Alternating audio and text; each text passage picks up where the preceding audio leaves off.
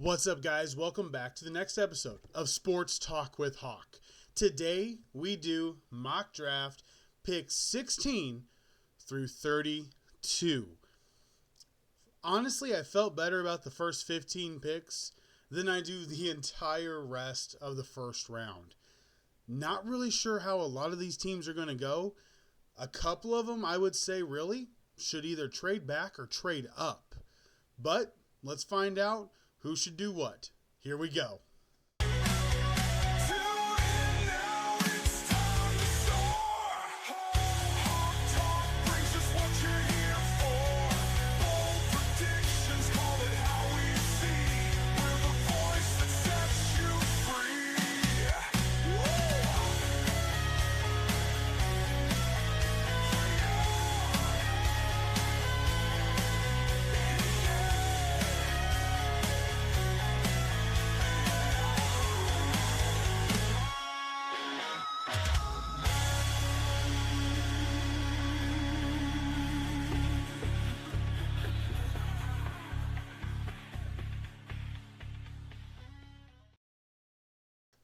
All right, guys, here we go. Pick 16 through 20. There it is.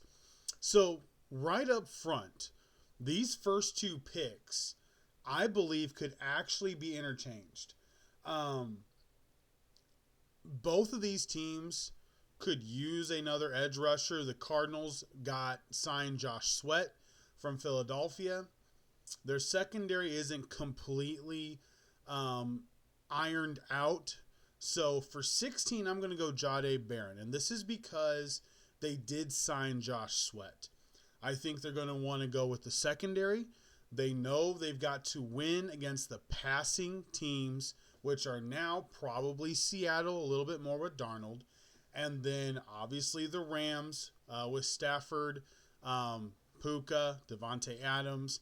And then truly the 49ers, depending on how everything is, I don't know what that offense is going to look like right now. So the Cardinals, I think, go the corner from Texas, Jahdae Barron. He is a utility guy. He could play safety. He can play corner. I think nickel corner is really where he's going to fit well. His instincts work very well on the field. He has a very quick burst on the backfield. Even if he gets beat, he can catch up. He hits the ball. I think he's going to have to be a little bit careful with the spearing. He's going to have to tackle a little bit better as far as wrap tackling instead of spearing. But I do think the Cardinals go corner, which means then at 17, the Bengals go defensive end. Mykel Williams from Georgia. I think he falls. I believe there are teams that would prefer a different type of edge, like with the Falcons, getting Shamar Stewart, bigger edge, stronger edge, a guy that can play both the run and rush the passer. Mykel Williams, a little bit smaller, not going to be able to play the run as well, but he fits the Bengals because you've got to now chase around Lamar Jackson. When he's healthy, let's be honest, Deshaun Watson moved really, really well. And for Pittsburgh, we don't know who their quarterback is. If it's Jalen Milroe, you're going to want Mykel Williams to run him down.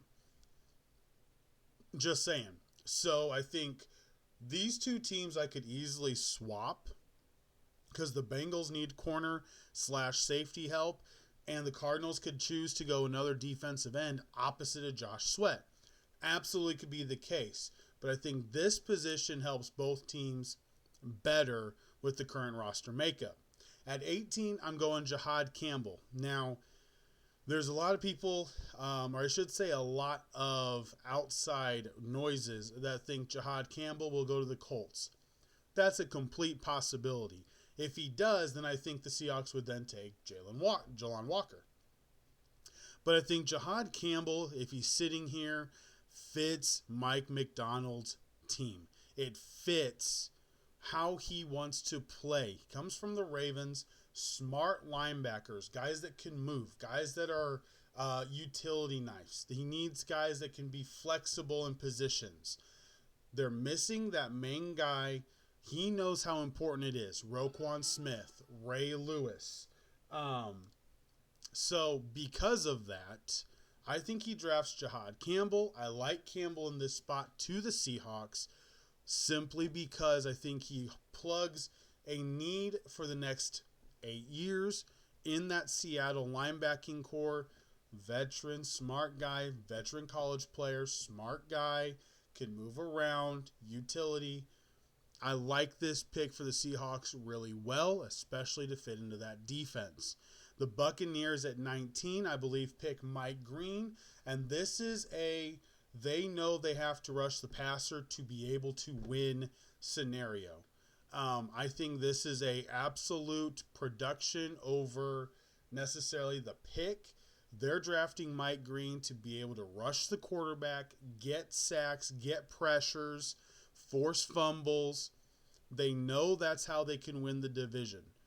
Their pass defense isn't great, as we saw in the snapshots.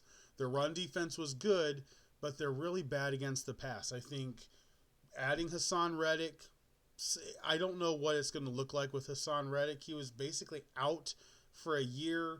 Hopefully he's in shape, able to actually rush. I'm not really sure because he did nothing when he came back. Mike Green, I believe, fills a need for the Buccaneers with pass rush. Now, number 20, this is actually the first place I would really legitimately trade back. I said I would have the Colts trade back.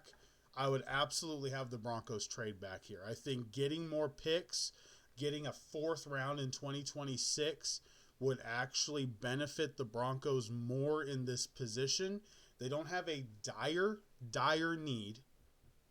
So, based off of what's on the team, though, they added Evan Ingram, and I was thinking, well, maybe Colston Loveland can go here. He could. Sean Payton absolutely would do that just to spite Jim Harbaugh. But I think he goes receiver because he's got Courtland Sutton, and none of the other receivers really kind of just took over the role. He talked up a lot of guys. I think Emeka Egbuka absolutely fills the slot position for the Denver Broncos. It fills the position, gives Bo Nix a really reliable slot target to go along with Sutton, somebody that they're going to have to respect. Really crisp route runner, very clean route runner. I like Egbuka, I really do. He does need to go to a team that already has number 1 because that's not his playing style. He's not a number 1. He is a number 2. And the thing about it is everybody's like, well, if he's not a number 1, is he worth it? Let's think about all the receivers right now that have strummed up drama, that have strummed up issues, that have, all these things going on. You would absolutely kill for a receiver that would just be what he is. A Keenan McCardell. I know we're going back. Keenan McCardell to Jimmy Smith. Then he goes to Tampa. One of the most underrated receivers in my mind absolutely was Brandon Stokely, Ricky Prohl, your slot guys that were just under the radar. Wes Welker and Julian Edelman made a living being the slot receiver, a guy you can rely on. And that's Sean Payton's type of guy. Just a guy to rely on, to help Nix. I think in this situation, you just give Nix another weapon.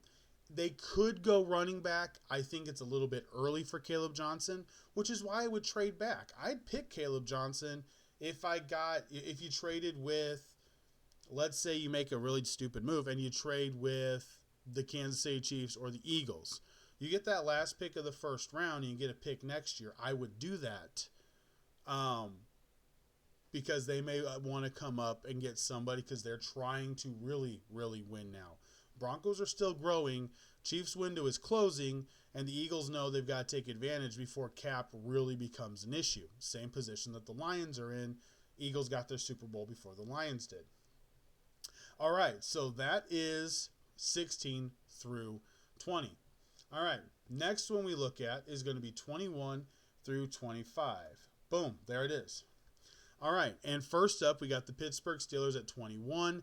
They draft a safety, Malachi Starks. This is the epitome of a Pittsburgh Steeler move right here. This is a Pittsburgh pick. They won't go offensive line. I don't trust them to go offensive line. They should. I don't trust them to. This pick is purely based off of what they do. They do not do offensive line very well. They don't draft it very well. They don't draft it early. I think they go Malachi Starks. I think they get the safety from Georgia. And I think it works really, really well for them. Then at 22, you got the Chargers. And Justin Herbert gets exactly what he needs. Another weapon besides Ladd McConkey. He gets tight end Colston Loveland from Michigan, who will end up playing more of a slot tight end. He's more of a Dallas Clark type player. He'll be running more in the slot, not on the line of scrimmage. And that works. That works really well for this offense. It really helps Herbert, gives him another person to be able to throw the ball to. I think at this spot, everybody, if Loveland's off the board, everybody's thinking they're going to go defensive tackle. They could, but I think really you got to give Herbert weapons, and Harbaugh knows this. He watched last year McConkey tore it up, but once he didn't have McConkey, there was nobody else. He's got to get somebody in there, another weapon, a running game. He'll draft another running back to back up Najee Harris. The reality is this would be a match made in heaven for Herbert, Loveland, and McConkey. Loveland to the Chargers at 22. At 23, the Green Bay Packers select offensive guard Greg Zabel. Based off of how the last couple years have gone, I think he fills the need that they got to get figured out on that offensive line. I believe he gives them just a straight, simple stopgap. That's it. Straight, simple stopgap, and that stopgap could last 6 to 8 years. I think doesn't have to be the main one on the offensive line. He's good. He's not great, but he's good. And he's worth a pick right here for this Packers team. I thought about going with Golden from Texas, the wide receiver, because they got so many receivers that are just injury prone. They just never have them. They're never healthy. And at some point, even though they're cheap and young, you got to move off of them. So for me, I think they're going to go offensive guard, shore up the offensive line. They want to run the ball with Josh Jacobs. Greg Zabel helps them do that, which leaves what I think is a very, very X-factor underrated pick. If Nick Emmanwori falls to Brian Flores and the Minnesota Vikings, replacing Cam Bynum, Emmanwori is a lot better for that defense. He's actually gifted and good. You don't have to scheme him into things like you did with Bynum. Bynum got a payday. He got out. I don't think he's going to be as good with the Colts. Emmanwori will be. He is tall. He is big. He fits in a flexible defense that Flores wants to play. He can play 3 different positions on that field. He fits Brian Flores. He fits the intensity. He fits the play style. This is a perfect match if the Vikings can get Emmanwori. If he's sitting there and they don't draft him, I will question what the Vikings are doing. They've taken care of the defensive line. They've taken care of the offensive line. I will question what they're doing. I will absolutely question what the heck they are doing. It will not make any sense to me. I think Nick Emmanwori for the Minnesota Vikings is a beautiful pick. At 25, we got the Texans. There's a lot that say they're going to go offensive tackle Josh Simmons from Ohio State. I don't think that's the right move, especially in the division that they're in. I believe the offensive guard, Tyler Booker, with the way they want to run the ball, keep the pressure. Last year, the problem was the pressure was coming in the middle. Watch the tapes last year. It was coming straight up the gut. He had no time. He couldn't set his feet. He couldn't do anything. It was just coming up the gut. The guard play was horrible. I really believe Tyler Booker, the offensive guard from Alabama, is a better fit than an offensive tackle Josh Simmons. Because if you have a good tackle, if you have horrible guards, it doesn't matter. If you have the great guards, you can at least then move CJ Stroud or potentially create the pocket around him for him to step up into. At least he has a place to step up in. Last year, it was coming straight up in his face. And it didn't work. You've got to stop the pressure up the middle. I don't think they need to go tackle. They need to go offensive guard. And I think Tyler Booker is the person to get drafted by the Houston Texans. All right, here we go. 26 through 30. This pick is going to shock some people. Well, it's because I think they should trade back. I don't think the Rams actually get helped by many people in this position. They don't have a lot of glaring needs except corner. And I think this is too high to draft Sharon Reed, the corner out of East Carolina, or Azrae Thomas from Florida State. I think it's too early for both of them. I would trade out. In this position, you could easily get the Titans to potentially trade back up in to get any of these guys that are on the screen. Outside of Josh Simmons. Simmons will be the offensive tackle. Obviously, they don't need. But if you're the Giants and Simmons is still on the board, trade into the first round again. Get yourself another offensive tackle. You got one, you gotta get your other one. Bump it down. If you're Jacksonville, get back up in here. You got Mason Graham. You've got other areas of need. Get back up in here. Draft Josh Simmons. You could draft Derek Harmon. For the Rams, the reason I went defensive tackle is because they have been making a really big emphasis on defense. They want the defense to be cheap while the offense is expensive. The offense has everything it needs. They've signed Devontae Adams. They don't need a bunch offensively. And there's no other person here that I think fits the Rams' play style as well as Harmon. You can play him at a 3-4 end. You can play him at a 3-4 nose. I think he works in the nickel looks that they play. Derek Harmon fits. They signed Poona Ford. They want to be too deep because they love rotating guys. And I think Derek Harmon helps with Braden Fisk. It'll help with the injuries. It'll help keep everybody fresh. I like this move. Having a 5-man deep rotation on that defensive line when you're normally only playing 3 down linemen is really valuable. So I believe they would go defensive tackle here if Derek Harmon's there. His burst fits what the Rams do, and I think it would actually fit really, really well. The Ravens then would draft Luther Burden. They may go Golden. I would go Burden. I think he's a better player for Baltimore. Less of an attitude. The Texas receivers have issues. I've always had this thing about Texas receivers. Just something never really fit with them. Luther Burden, to me, is a better player for the Ravens, the way the Ravens play football. Luther Burden is just kind of silky, slippery. I think he fits with the routes that they run. I would go Luther Burden if I'm the Baltimore Ravens. They could go offensive lineman here. They could go defensive line. I really think receiver, though, getting another cheap asset on the outside, because you seem to always have injuries on the outside. I would draft Burden. I really would. Give Lamar Jackson a speedster.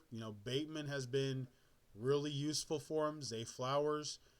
Just give him somebody else to be able to, because you got injuries that happen consistently on this offense at the skill player position.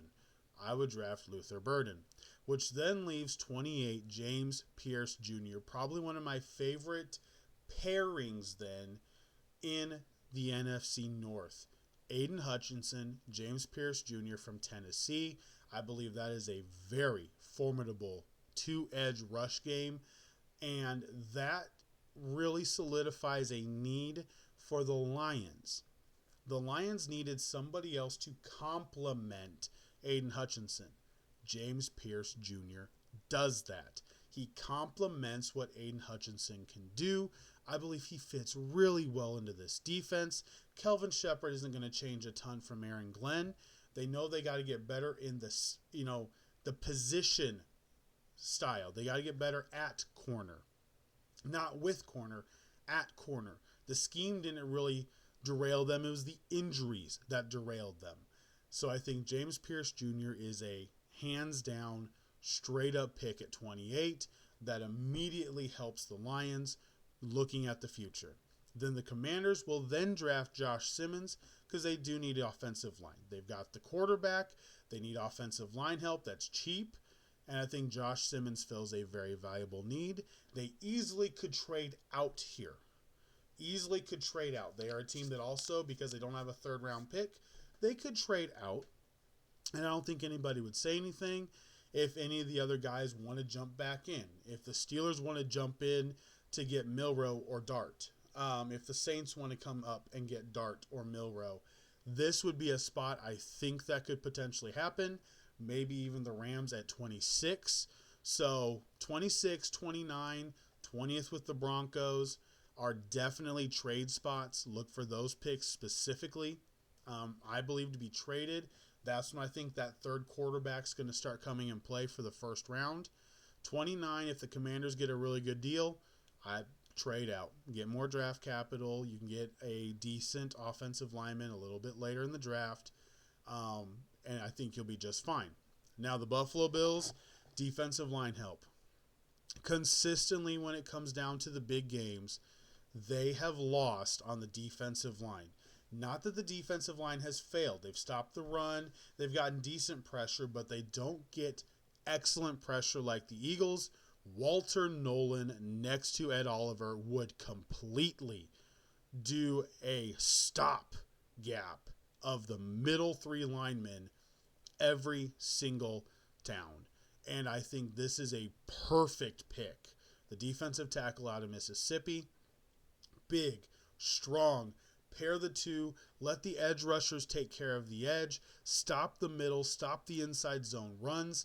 I believe this is a slam dunk pick for the Buffalo Bills. If Walter Nolan falls, which he probably will, if he falls to this part in the first round, absolutely draft Walter Nolan.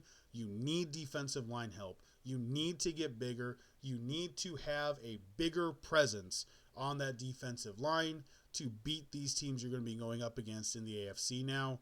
Walter Nolan is an easy pick, in my opinion, for the Buffalo Bills. And that brings us to the final two teams, our Super Bowl matchup. At 31, the Kansas City Chiefs, and at 32, the Philadelphia Eagles. At 31, no lying, no surprise, Chiefs need help on the offensive line. Now, they could go Connolly Jr. from Oregon. I think they go guard because Donovan Jackson can play guard and tackle. He showed that last year. I think they want another guy that's like Joe Thuney. And Donovan Jackson best replicates it at this position in the draft. I really believe this is where they're going to go because they want a guy that can move to the right side, left side, potentially tackle if there's injuries. Donovan Jackson fits what Andy Reid wants in an offensive lineman. He fits the smarts. He fits the awareness. I think it's actually a really good pick, and I do believe it helps their offensive line. I really do. If they can get Donovan Jackson, it really helps.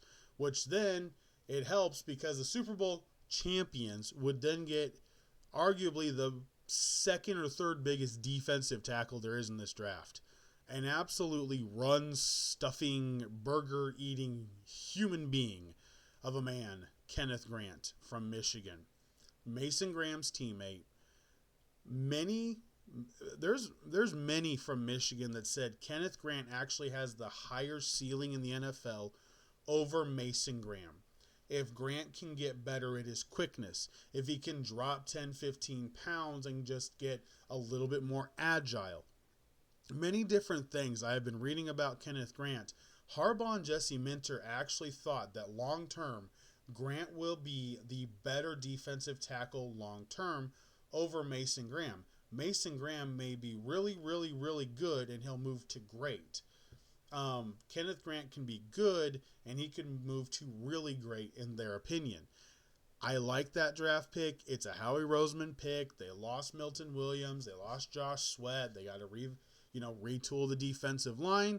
It's cheap. It's what they do. It's what they've done. this is a fantastic pick for them. They don't really need anything on offense. Stick with what you got. Roll it. Keep going and do what you do. That's why you're Super Bowl champions. So that is my now full mock draft. It is now Tuesday night, heading into Wednesday now. And tomorrow we'll look at some sleepers. We're just going to do a sleeper podcast. Really simple. Some final thoughts on everything. And then Thursday night will be the draft. I won't do a podcast Thursday. It'll be on Friday, the recap of round number 1. And then we'll go from there. So, guys, have a fantastic night. Make it the best Wednesday that you can. We are 48 hours from the NFL draft. It's right around the corner. The NBA playoffs are hot. I'll probably talk a little bit about that tomorrow, and we'll see where it goes. But thank you so much for watching. Thank you for hanging out. As always, please make sure to subscribe, like the podcast. I deeply appreciate it. Have a great day tomorrow, and I will talk to you guys tomorrow night. Until then, for Sports Talk with Hawk, I am Hawk, and I'm out. Have a great evening.